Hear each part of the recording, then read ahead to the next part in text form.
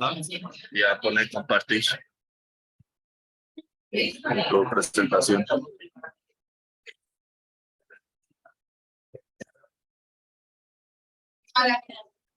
Complicado ver. Pues los ponen así. Sí, sí. A ver si se ve.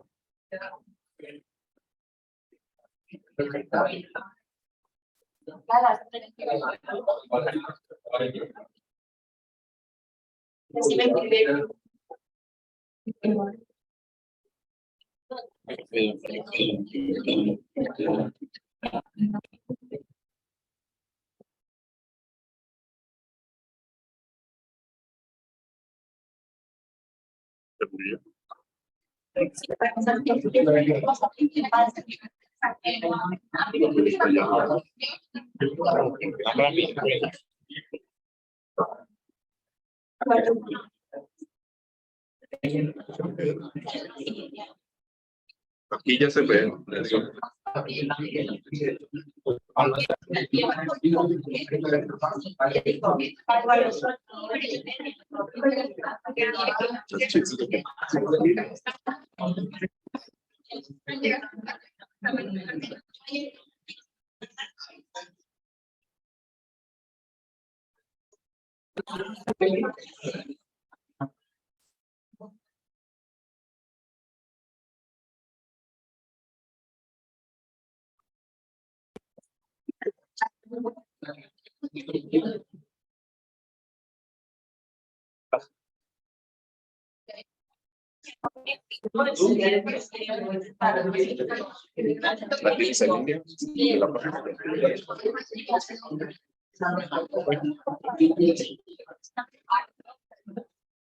¿Es esto?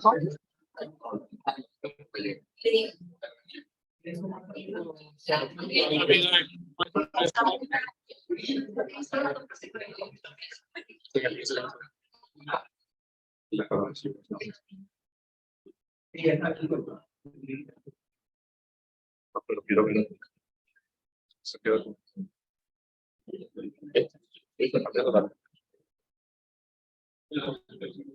Apagamos la luz.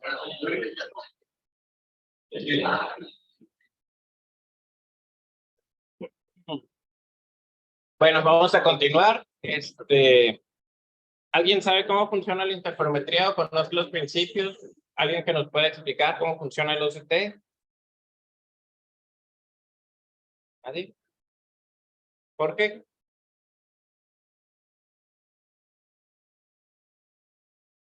¿Cómo funciona la interferometría?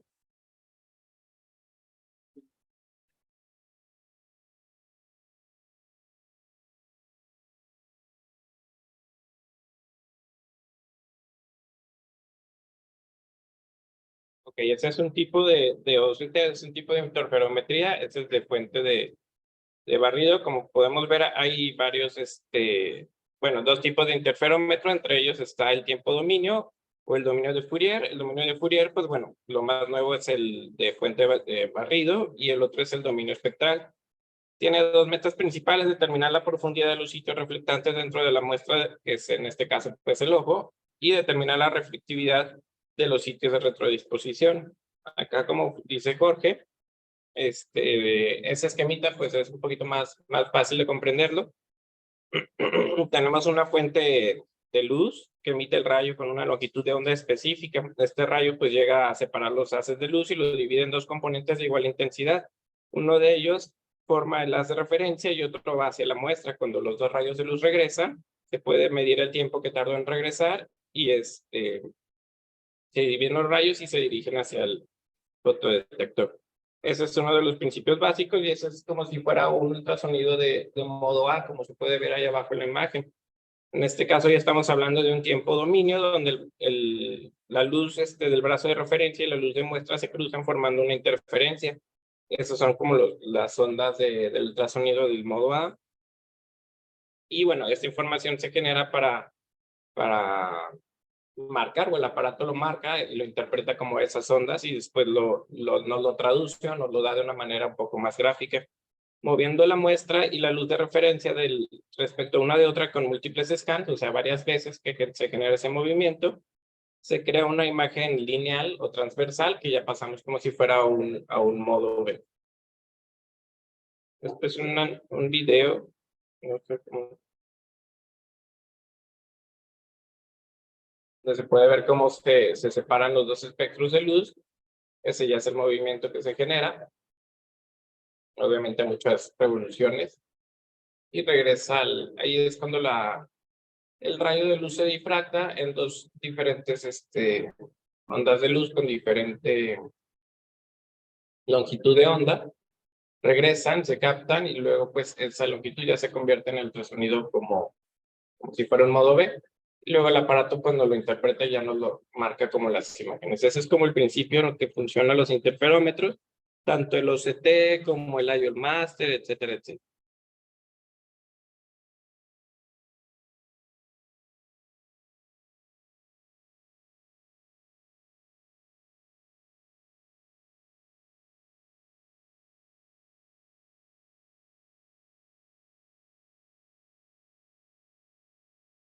Y bueno, los OCTs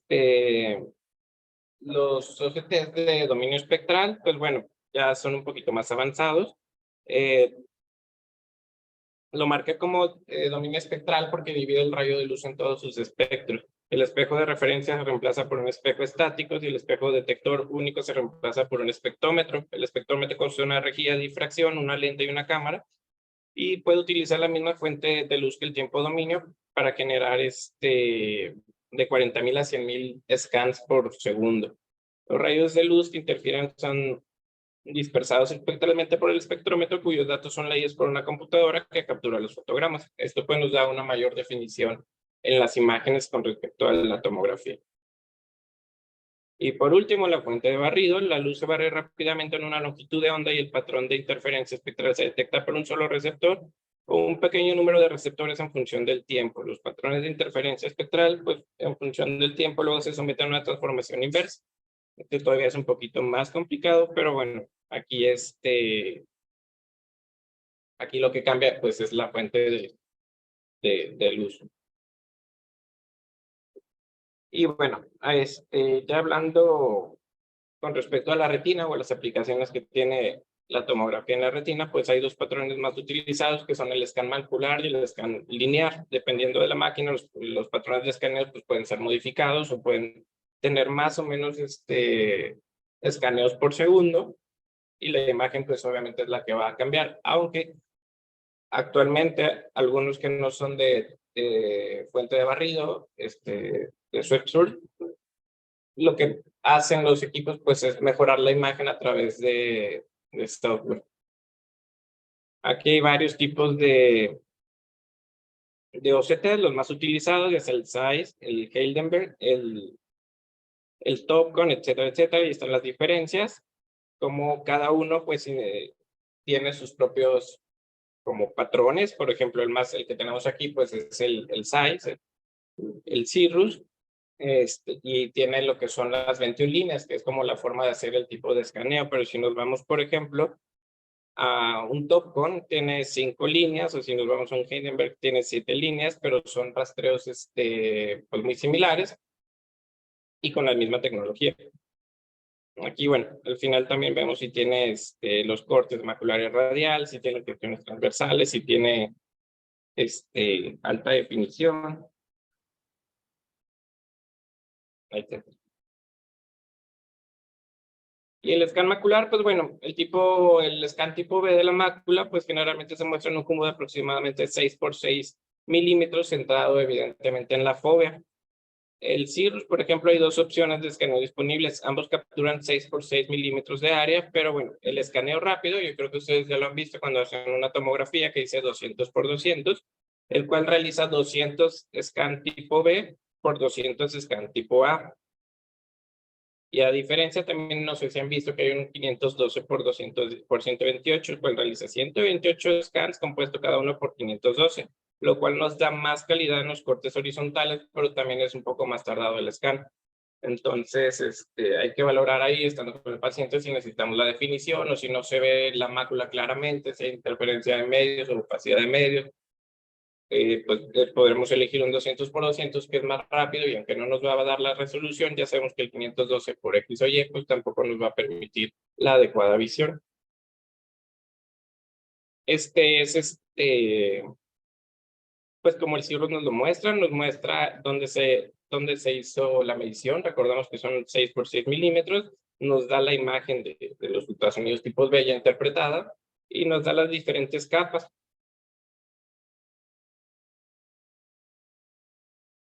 El scan lineal, pues es un scan de tipo B, compuesto generalmente por un número elevado de scans de tipo A en una sola línea de la retina. Esto otorga una resolución de esa zona de la retina elegida, son los que famosos de 21 líneas que hemos elegido. Y bueno, el CIRRUS cuenta con 5 líneas de rastreo que consisten en 5 líneas horizontales de 3, 6 o 9 milímetros que son escaneados 4 veces. Aquí tenemos, pues, por ejemplo, el mapa de fibras nerviosas. Todo el mundo ha tomado este estudio y son conjuntos de datos segmentados 3D del nervio óptico que se pueden usar para generar una medición de la capa de fibras nerviosas, luego de comparar con controles de la misma edad y se muestra como un patrón codificado por colores. Esto tenemos que tenerlo muy claro, lo que está viendo el estudio pues no es una comparación que se hace con la edad del paciente y el tipo y la raza que hace también la comparación. No son los datos meramente del paciente, por eso es importante saber que en un niño, cuando el OCT, por ejemplo, no tiene base de datos de niños, pues no nos va a marcar una correcta medición tanto de fibras nerviosas ni de nada más. El angio-OCT, pues bueno, los patrones de escaneo utilizados para generar estas imágenes son cubos de 3 por 3 milímetros o 6 por 6 de tamaño, dependiendo también del equipo, centrados en la fobia del nervio óptico. Y bueno, pueden producir escaneos de campo más amplios, los de Subsur, con un escaneo de 12 por 12 o incluso de 15 por 9 en una sola toma. Además, los de 2000 espectral y estos de Subsur logran un mayor campo de visión mediante el montaje óptico de múltiples adquisiciones. Y este está disponible pues en los equipos de Zeiss, pero Zeiss modelo Plex Elite o OptoView, cosa que bueno, no manejamos con nosotros. Lo que se hace en este tipo de escaneos, pues bueno, sabemos que los escaneos se realizan de una manera muy rápida y eso alcanza a medir lo que son los glóbulos rojos y el aparato al estar escaneando pues va marcando el movimiento y es así como nos permite a grandes rasgos pues marcar o nos permite ver la angiografía de un modo sin aplicar medio de contraste. Las zonas de escaneo lineal se pueden describir cualitativamente como hiperreflectantes o hiporreflectantes y pueden presentar sombreado o sombreado al revés. Por ejemplo, decir reflectantes son áreas que reflejan más luz de lo normal en una determinada región. Un ejemplo de ello pues, son las membranas epirretinianas y los exudados duros. Los hiporreflectantes son áreas que reflejan menos luz en las áreas que lo rodean y se presentan con áreas con alto contenido de fluido como los quistes intrarretinianos. Aquí tenemos un ejemplo de la hiporreflectividad, abajo a la derecha. Y arriba a la izquierda, pues tenemos la hiperreflectividad, como son esos quistecitos que se encuentran ahí. El sombreado, también hablando cuando vemos algún sombreado en la toma de una tomografía, pues ocurre cuando hay una absorción de luz que en comparación con el tejido circundante ocasiona un sombreado y una disminución en la visualización. Ejemplo de esto, pues son exudados duros, vasos sanguíneos grandes y las áreas altamente pigmentadas. El sombreado inverso ocurre cuando hay una pérdida o atrofia del tejido pigmentado que permite que la luz sea transmitida de manera excesiva en las capas más externas. Ejemplo de ellos, pues es la atrofia del epitelio pigmentario de la retina, puesto que es el lugar de mayor absorción de luz. Ese es un sombreado inverso. Ahí se observa también algo muy importante que nos está provocando el sombreado inverso, que es la atrofia cororetiniana. ¿Alguien de ustedes me puede decir en el OCT cuáles son las capas de la retina?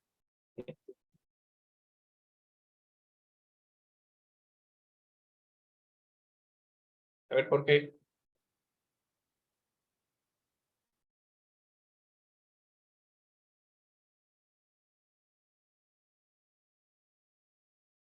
Si quieres, a ver, márcanos dónde es. Bueno.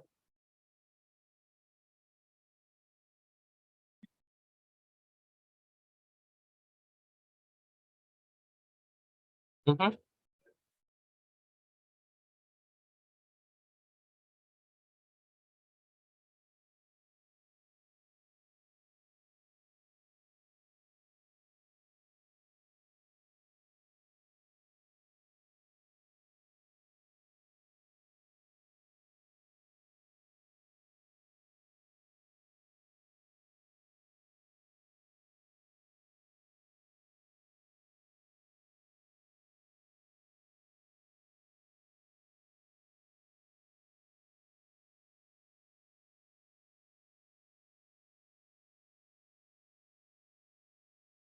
Perfecto, no te equivocaste en una, pero sí, eso es muy importante tenerlo en cuenta. ¿Por qué? Porque pues, no solo estamos viendo una imagen, estamos viendo las 10 capas que tiene la retina. Entonces, la mayoría de las veces pues, nos vamos a encontrar con tomografías normales, pero a veces hay atrofias muy importantes de alguna de las capas de la retina. Entonces, tenemos que aprender a distinguir cuando cuando no vemos o vemos un adelgazamiento de alguna de las capas de la retina. Como bien lo dijo Jorge, aquí están todas las capas de la retina marcadas pues, de una manera un poco más sencilla.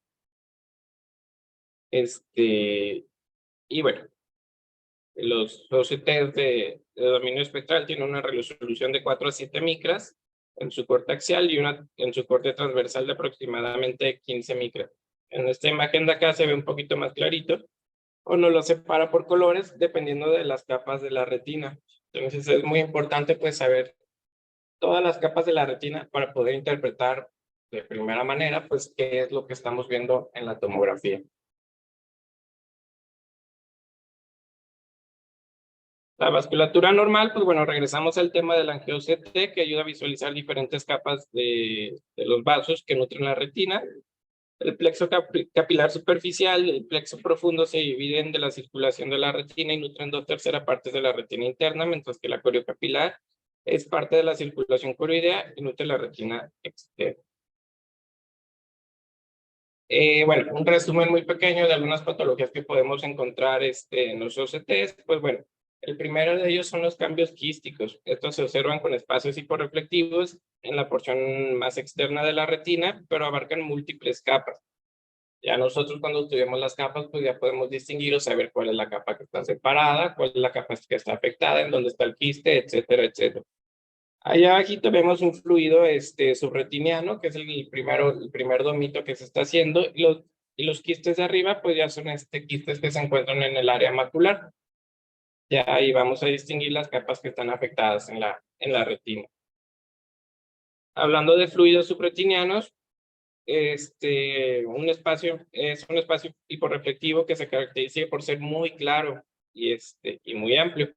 Puede ser visto entre la retina neurosensorial y el epitelio pigmentario de la retina.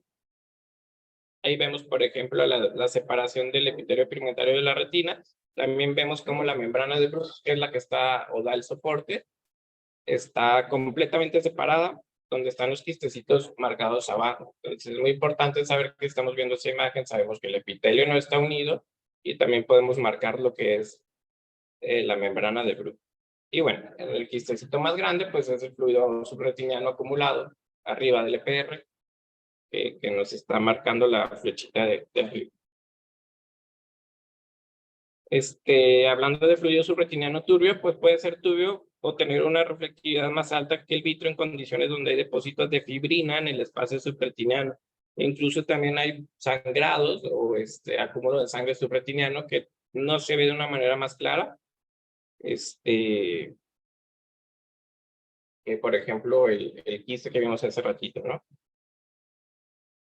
Y bueno, desprendimiento del epitelio pigmentario, ya habíamos visto uno en la tomografía anterior, pero en esta se observa con una separación en la forma de domo del epitelio pigmentado de la retina sobre la membrana de Bruch. El espacio entre estos dos es hiporreflectivo. Lo estamos viendo en la primera imagen, cómo se hace un domo. Ese domito pues es el epitelio pigmentario, que a la vez está levantando las demás capas de la retina, pero se observa pues, de una manera muy clara la separación o la división con la membrana de Bruch. El desprendimiento del epitelio irregular y bajo se denomina signo de doble capa. Lo podemos ver en la imagen de abajo de una manera muy clarita.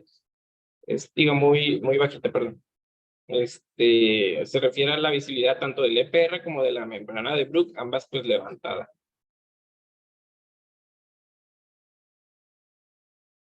La atrofia del EPR, también como patología que lo podemos ver en el OCT, causa absorción disminuida de la luz, por lo que la señal del OCT puede penetrar más profundamente, provocando una sombra inversa. Ahí se ve justo en medio, entre esas dos flechas, donde dice atrofia del epitelio pigmentario, cómo hay un adelgazamiento. Ese adelgazamiento, por ende, permite que los rayos de luz del OCT penetren un poco más. Entonces, se va como si fuera un OCT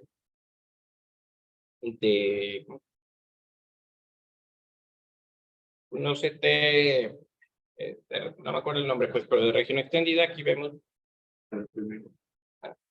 Aquí vemos cómo está la atrofia del EPR desde aquí hasta acá, y pues bueno, por ende el rayo de luz alcanza a penetrar más, y esto es lo que ya vimos que es la sombra inversa. Y bueno, por último, la pérdida focal de la membrana limitante externa y el segmento de la unión de los fotorreceptores. Se muestra una disrupción en la línea de la membrana limitante y la zona elipsoidea, también conocida como zona de unión de los fotorreceptores. Aquí se ve, pero muy bajito, ¿no? Lo tendremos que acercar, pero hay una disrupción entre estos dos segmentos, que bueno, si estamos buscando cierta patología específica, si el paciente no nos mejora y estamos buscando, pues hay que poner mucha atención en lo que vemos en los CT. No solo tenemos que ver si hay edemas maculares, etcétera, porque aquí son datos muy pequeñitos, como este de aquí, que pues no, muchas veces se nos pasa y tenemos que volver a revisar el estudio, revisarlo. ¿Alguna duda, pregunta con respecto a los OCT? No.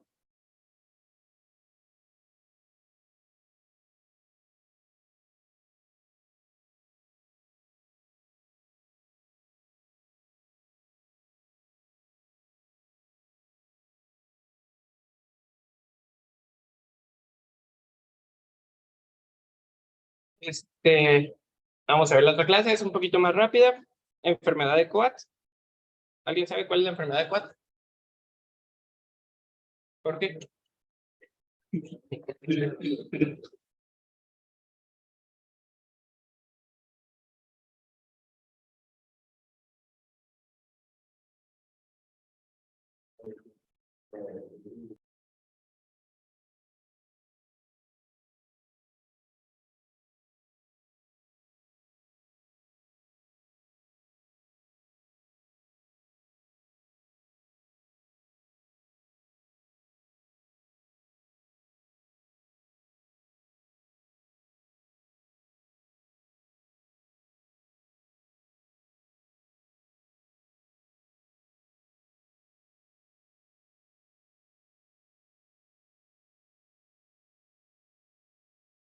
Perfecto, muy bien. Bueno, Coats es una enfermedad, es una condición idiopática, se caracteriza por, ya lo dijo Jorge, por telangiectasias, aneurismas, exudados. Los exudados son muy importantes, y el fluido, la acumulación de fluido intrarretiniano afecta predominantemente a niños y es unilateral casi en el 100% de las veces. Histopatológicamente, pues las muestras de los ojos enucleados que se han observado, que se han estudiado, pues se observa fluido subretiniano rico en lípidos de espectro amarillento con cristales brillantes, que es la imagen característica de Coats. Ahorita la vamos a ver. En microscopios, bueno, se observan depósitos de colesteroles y la retina externa se encuentra engrosada por la exudación presente con penetración variable de las capas internas de la retina. Entre las anormalidades vasculares, pues bueno, las paredes se adelgazan con hipocelularidad, el lumen es un poco más estrecho, con o sin presencia de trombos, en este caso pues lipídico, y hay neovascularización. Se observan aneurismas de un tamaño aproximado de entre 50 a 350 micras, localizados más comúnmente donde se encuentran los cruces arteriovenosos. En 2013, Case y colaboradores encontraron la presencia de VEGF inmunoreactivo en los macrófagos subretinianos, y en los vasos retinianos de igual forma se encontraron niveles elevados, en humor acuoso en pacientes con enfermedad de Watts. Esto es muy importante, o este estudio patológico de las muestras tomadas, porque nos apoya el potencial terapéutico con antiangiogénico.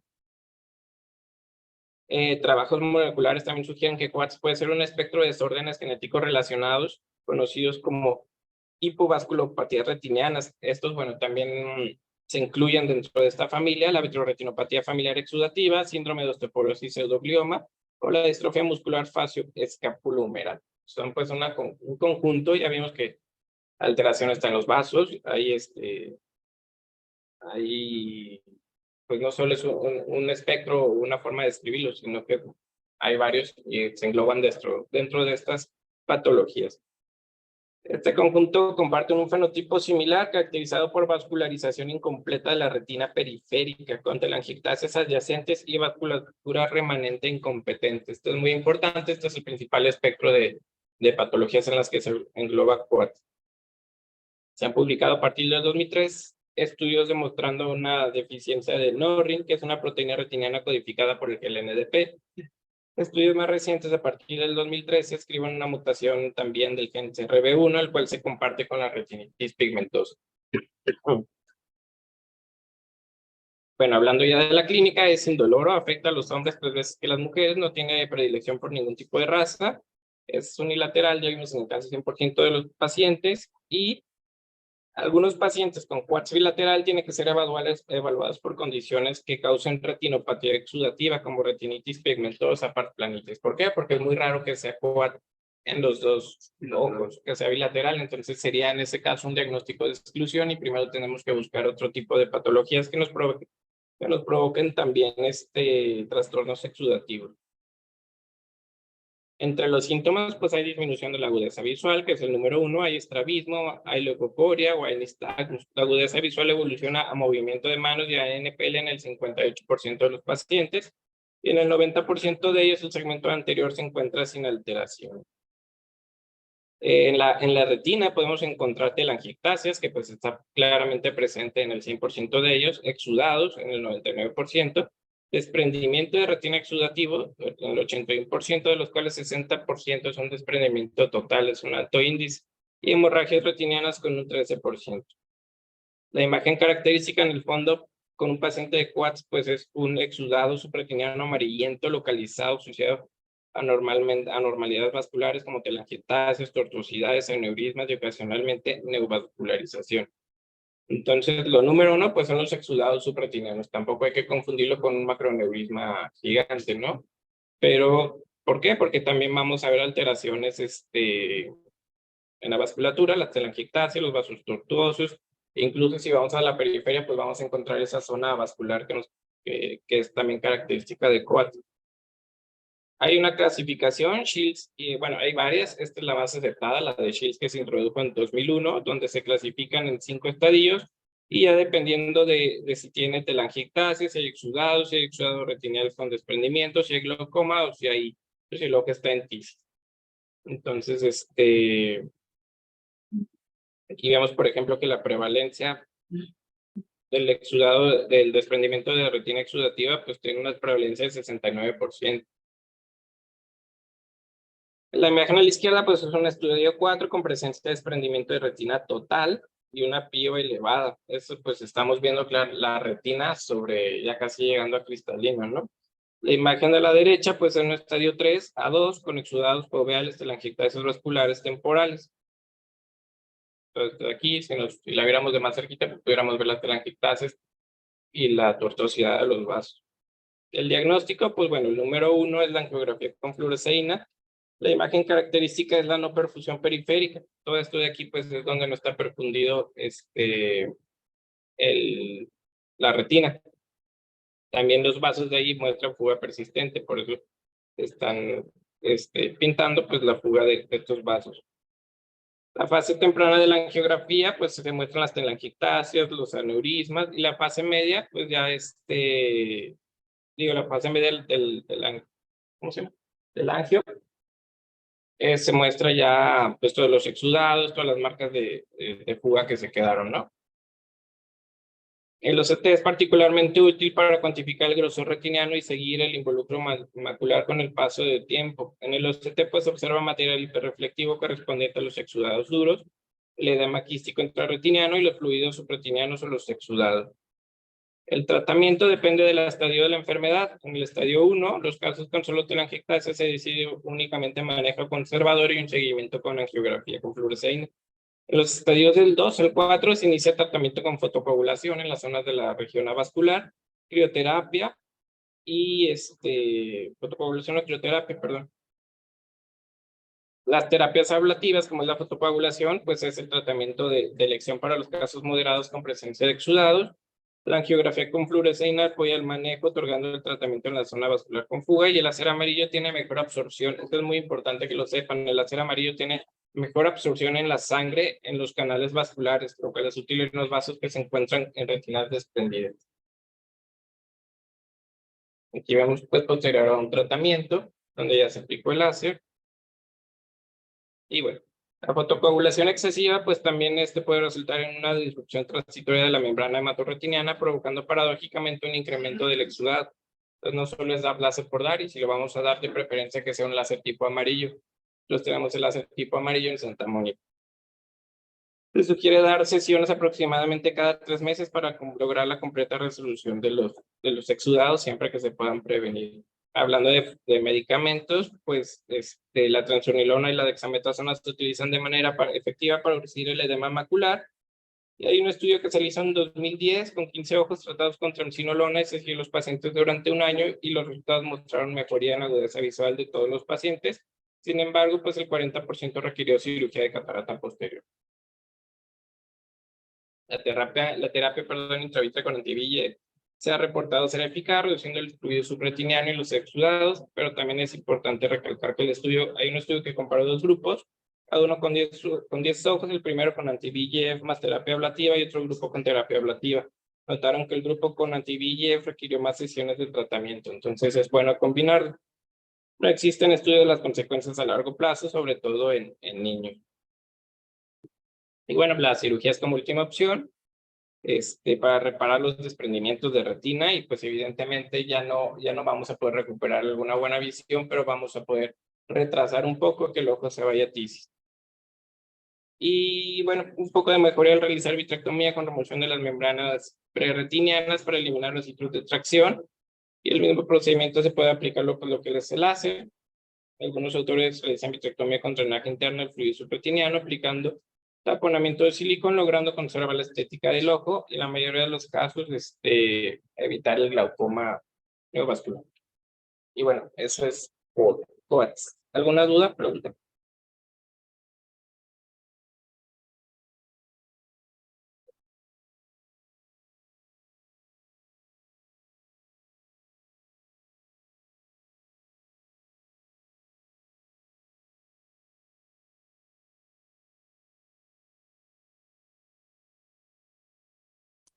Ah,